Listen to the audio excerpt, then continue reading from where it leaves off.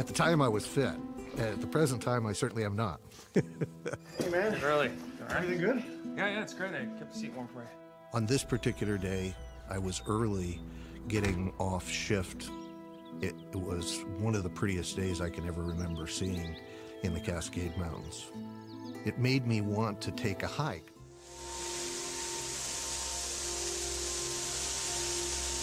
I'd been walking uphill for 2 hours at least. It was taking a long time because of the terrain.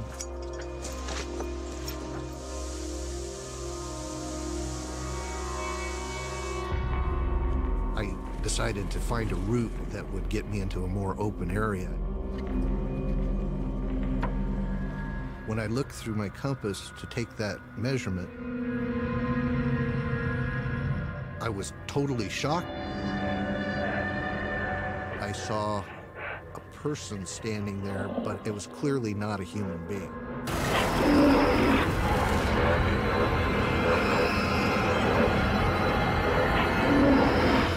This thing had a human-like shape to it and a clear place for the eyes and the nose and the mouth, but it wasn't a person. He had his eyes directly on me. The weirdest thing happened. I just involuntarily cocked my head to one side. He mimicked me. Exactly. He was smart. I instinctively reached around to get my weapon. He ran away so fast, it seemed impossible. Certainly physically impossible for a human. I was so curious that I had to check it out. I carried on walking for a while, but I was feeling a little nervous. It was darker than it should be for me to get back to the car before dark, and I didn't have a flashlight. I realized I wasn't going to make it unless I turned around right then, so I did.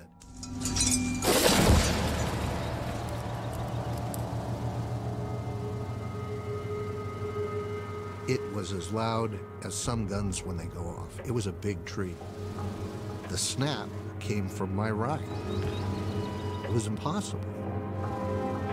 He'd circled me.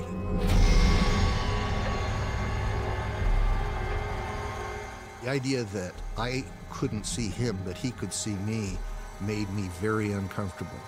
That's just a prescription for an ambush.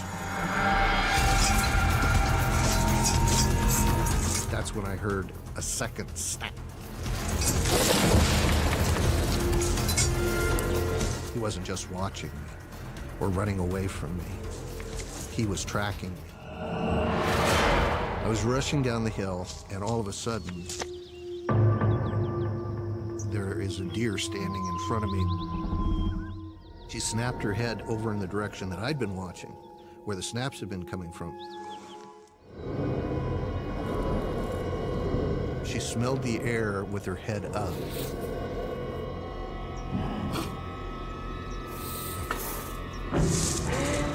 And then she bolted in the opposite direction as fast as I've ever seen a deer move.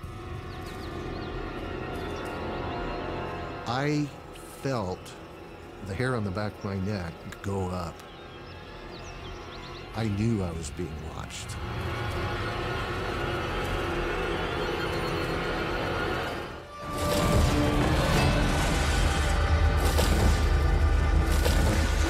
I was convinced that I was going to die, and that I was going to die in a very bad way.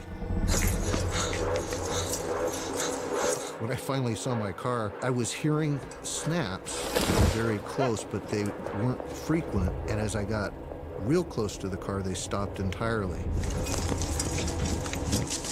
I remember now thinking, those snaps have stopped because he's right behind me, and he's going to grab me.